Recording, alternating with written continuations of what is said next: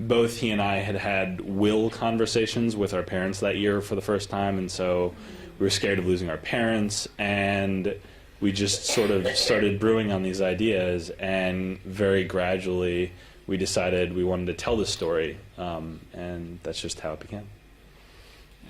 And I think for a film like this, where you have a group of people together in an intimate situation, I think casting is so important, and I think it's a fantastic job. Oh, thank you. And hopefully some of you recognize some of the faces in there. We have some great talent. Reed Scott, Veep. Yeah.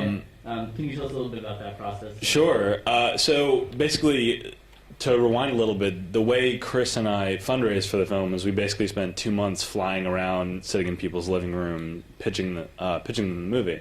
And while we were doing that, we watched every ensemble film possible. We're like fiends for research, and we wanted to learn. And basically what we learned is that these films live or die with their cast chemistry.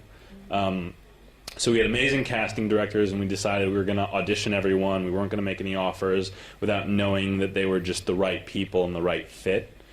And so we had a very rigorous casting process. We did chemistry reads, and we really tried to make sure in every way we could that aside from being great actors, they were also just great people and people we'd want to hang out with, because we wanted as much as we could to create the vibe of the original Lakehouse while we were shooting.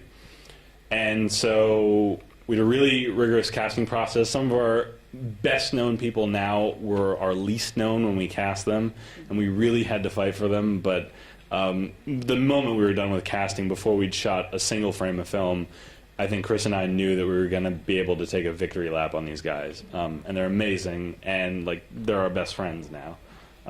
So it's great. Worked out perfectly. And no stunt doubles. No stunt doubles. Okay, so I think I'll open it up to questions. If you have one, if you could just stand up. I don't think we have a roaming mic. Just project as best as can, and I'll repeat it back. Oh, we don't. We're not, no roving mic. Okay.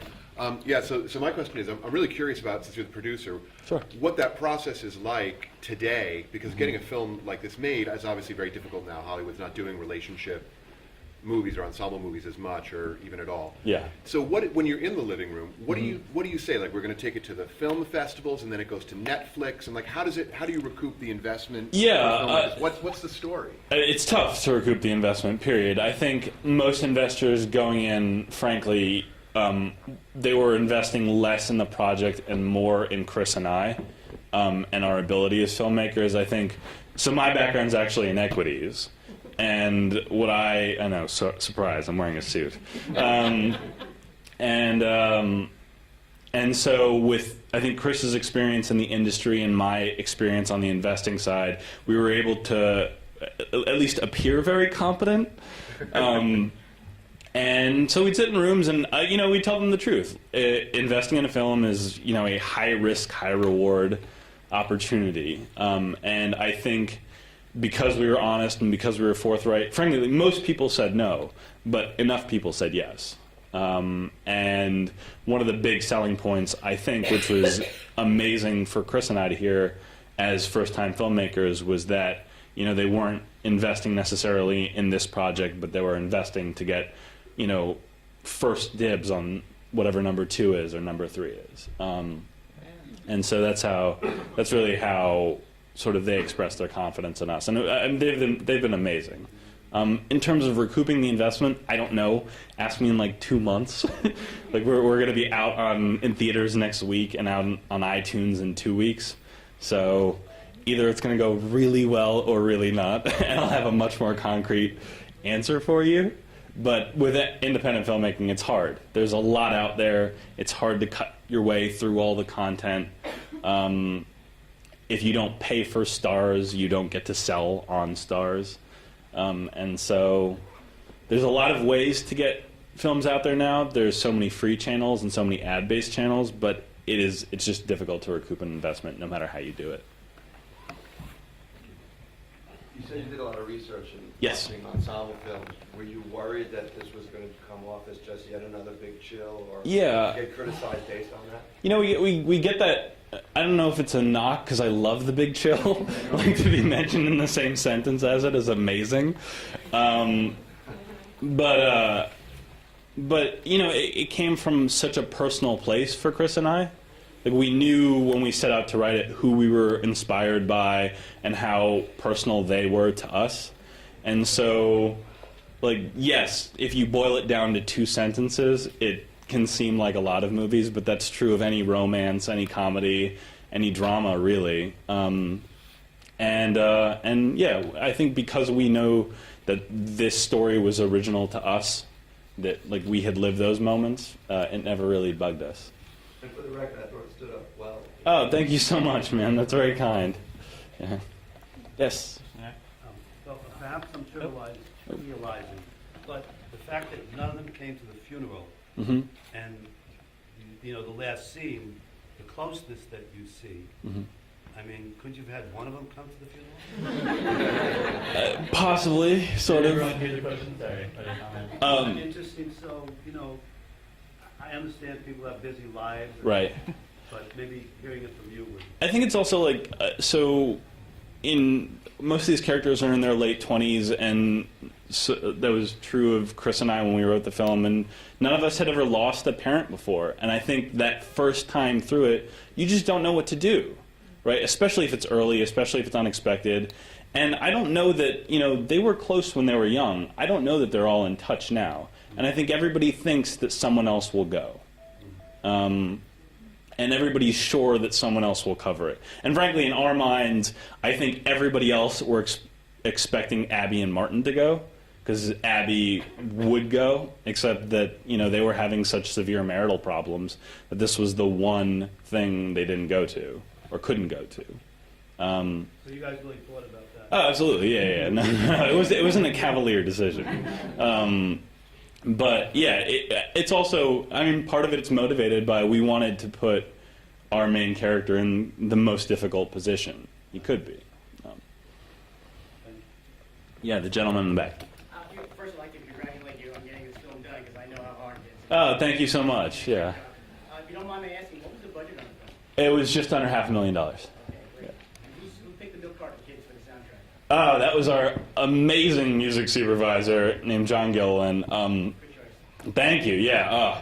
So John, who we all call Goody, is a buddy of Chris's from college and had his own indie record label for a couple years, and that got folded, and now he amazingly works for YouTube and their music side, which they have now. And he did all the music as a total favor to us. And it's incredible. I'm in love with our soundtrack. I heard some of it at the end, but Yeah. Yes, ma'am. 2 things. Did one of your parents die? Oh, thankfully, no. Neither of my parents have died. And what is your next project? So our next project is kind of up in the air. Frankly, you know, we're a tiny team trying to push this movie out in the world, and that's taking all of our lives right now. Chris and I have written 2 more scripts together. They could not be more different from this film. One is a heavy drama about a 15-year-old with a narcotic addiction, and one is sort of a surreal, I guess, ode to the South, is how I describe it. I just wasn't sure if he was going to kill himself. Oh, that was the question that I had. You intimated that suicide was, you know. It was never our intention for Daniel to kill himself. We did want him to be okay at the end, but or at least. So, I'm sorry. Yeah, go ahead. why did you put that foreshadowing, that mention of Hemingway's suicide at the beginning? Because it sounded like you were foreshadowing his suicide. I don't know. I think for us that's just more kind of Daniel's like remarking about how romanticism, like inevitably grew into cynicism even in his idol, or depression. I think for Daniel that's more a commentary about romanticism than a path he's intending on taking himself. Can you talk briefly about your writing process? Sure. Especially collaboratively. Yes, it's absurd. So Chris and I will sit in a room and outline the movie in detail together, and we'll talk about the characters, and we'll talk about all the beats we want to hit. And then he'll go off and write a full screenplay, and I'll go off and write a full screenplay, and we won't talk to each other the whole time. And then I'll send mine to him, and he'll send his to me, and magically, somehow, they always mesh together in some weird way, shape, or form. It's like some of the scenes we'll end up writing almost verbatim, and that's frightening. When you haven't spoken a word to someone, and they've come up with the exact same words that you have. Yeah. Was based on the intimacy of the shooting schedule and environment, was there any improv in this? Some, yeah, definitely. I mean, we had such talented actors, and Beck, who plays Tom, has a great improv background, and Brett, who plays James, is also hysterical. Attention, please. There has been a report of an emergency. Proceed calmly to the nearest exit. Okay. And leave the building immediately. I guess Do not use the that's the end of our elevator Q&A. stairwell when necessary. Thank you guys so much. You